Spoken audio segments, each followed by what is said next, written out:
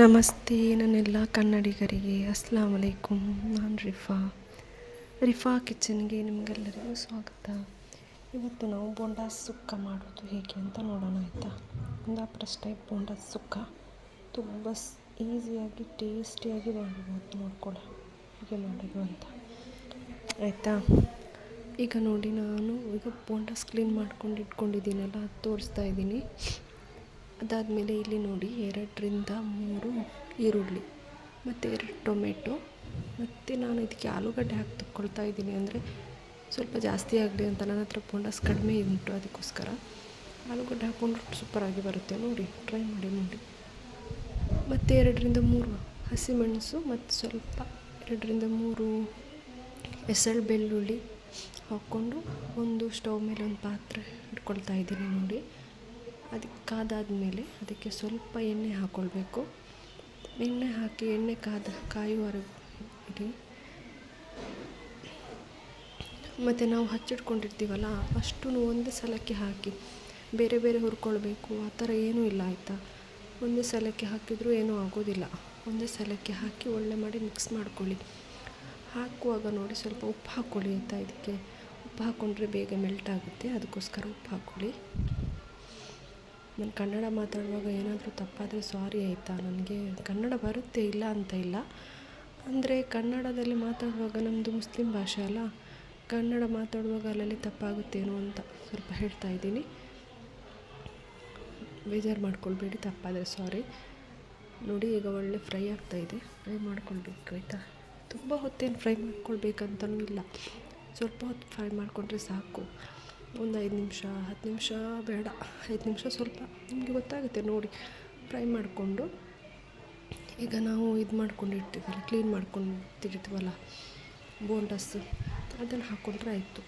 ಮತ್ತು ನೀರು ಹಾಕ್ಕೊಳ್ಬೇಡಿ ಆಯಿತಾ. ನೀರು ಹಾಕ್ಕೊಂಡ್ರೆ ತುಂಬ ನೀರಾಗಿ ಹೋಗುತ್ತೆ. ಅಂದರೆ ಬೋಂಡಾಸ್ ಉಂಟು ನೋಡಿ, ಅದು ನಾವು ಗ್ಯಾಸ್ಗೆ ಇದು ಕುಕ್ ಮಾಡೋತ್ತಿಗೆ ಹಾಕುವಾಗ ಅದು ತನ್ನಷ್ಟಕ್ಕೆ ನೀರು ಬಿಡುತ್ತೆ ಅದು.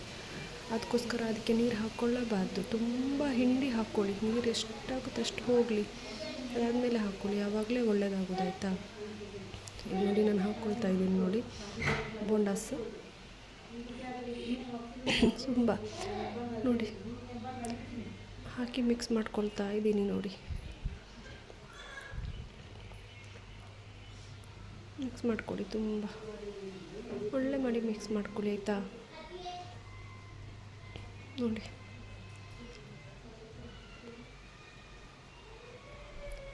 ಒಳ್ಳೆಯದಾಗಿ ಮಿಕ್ಸ್ ಮಾಡ್ಕೊಳ್ಳಿ ಆಯಿತಾ.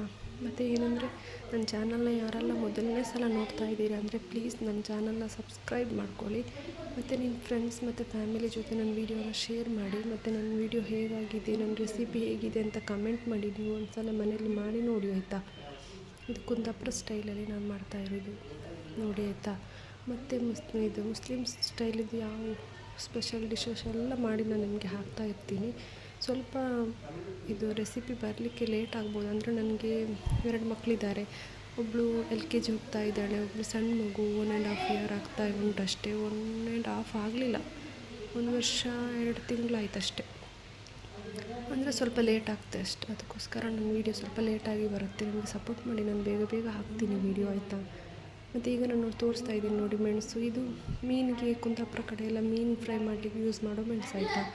ಇದಕ್ಕೆ ಮೆಣಸಿಗೆ ರುಬ್ಕೊಳ್ಳಿಕ್ಕೆ ನಿಮ್ಮ ಹತ್ರ ಇದ್ದರೆ ಇದೇ ಯೂಸ್ ಮಾಡ್ಕೊಳ್ಳಿ. ನನ್ನ ಹತ್ರ ಉಂಟು, ಅದಕ್ಕೆ ನಾನು ಇದೇ ಯೂಸ್ ಮಾಡ್ಕೊಳ್ತಾ ಇದ್ದೀನಿ ನೋಡಿ. ನಾನು ಆ ಸಲ ಹೇಳಿದ್ದೆ ನಿಮ್ಮೊಟ್ಟಿಗೆ ಇದು ಮೆಣಸು ಏನೆಲ್ಲ ಹಾಕೋದಂತ, ಅದನ್ನೇ ಹಾಕ್ಕೊಂಡ್ರೆ ಆಯಿತಾ. ನೋಡಿ, ಇದನ್ನು ಅದಕ್ಕೆ ಹಾಕ್ಕೊಂಡ್ರೆ ಆಯ್ತು ನೋಡಿ. ಮೆಣಸಿಗೆ ನೋಡಿ ನೀರು ಬಿಟ್ಟಿದೆ ನೋಡಿ. ನಾನು ನೀರೇ ಹಾಕಲಿಲ್ಲ, ಅದು ನೀರು ಬಿಟ್ಟಿದೆ ನೋಡಿ. ಇದಕ್ಕೆ ನೀರು ಬಿಟ್ಟಿದೆ. ಇದೀಗ ನೀವು ಫ್ರೈ ಮಾಡ್ಕೊಳ್ಳಿ. ಅದು ಮೆಣಸು ಹಾಕಿದಾದ್ಮೇಲೆ ಇದಕ್ಕೆ ಫ್ರೈ ಮಾಡಿಕೊಂಡು ತುಂಬ ಇದು ಹೈ ಫ್ಲೇಮಲ್ಲಿ ಇಟ್ಬಿಡಿ.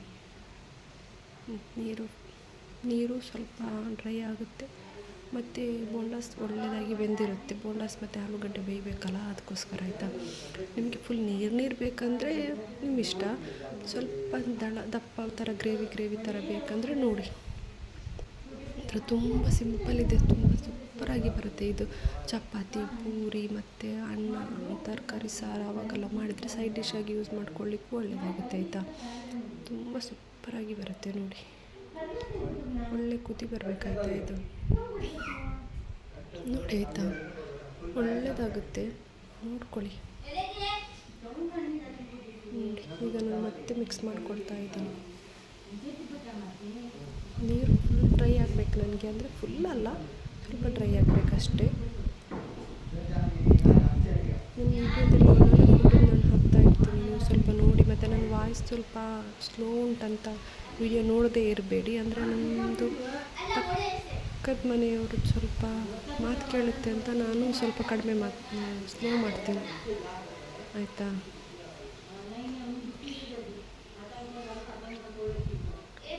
ಸ್ವಲ್ಪ ನೋಡಿ ಆಯಿತಾ. ಇದು ನಾನು ಬಸ್ಲೆ ಸಾರೊಟ್ಟಿಗೆ ಅದು ಸೈಡ್ ಡಿಶ್ ಆಗಿ ಮಾಡಿದ್ದು. ಬಸ್ಲೆ ಸಾರು ನೋಡಿ ಎಷ್ಟು ಹೇಗಾಗಿದೆ ಅಂತ. ಈ ಕಡೆ ಬಸ್ಲೆ ಸಾರು, ಆ ಕಡೆ ಬೋಂಡ ಸುಕ್ಕ, ಒಳ್ಳೆ ಕಾಂಬಿನೇಷನ್ ಅಲ್ವಾ ವೈಟ್ ರೈಸಿಗೆ. ಒಳ್ಳೆಯದಾಗುತ್ತೆ, ಒಂದು ಸಲ ಮಾಡಿ ನೋಡಿ ನೀವು, ತುಂಬ ಸೂಪರಾಗುತ್ತೆ. ಮತ್ತು ಬಸ್ಲೆ ಸಾರು ಹೇಗೆ ಮಾಡೋದು ಅಂತ ನಾನು ನಿಮಗೆ ಒಂದು ಸಲ ತೋರಿಸ್ತೀನಿ ಆಯಿತಾ ನೆಕ್ಸ್ಟ್ ವೀಡಿಯೋದಲ್ಲಿ. ಇವಾಗ ನೋಡಿ ಬೋಂಡಾಸ್ ಹೀಗಾಗಿದೆ,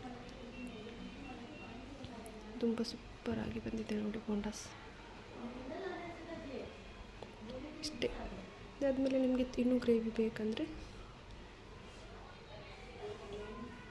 ನೋಡಿ ಆಫ್ ಮಾಡಿದ್ದೀನಿ ನೋಡಿ.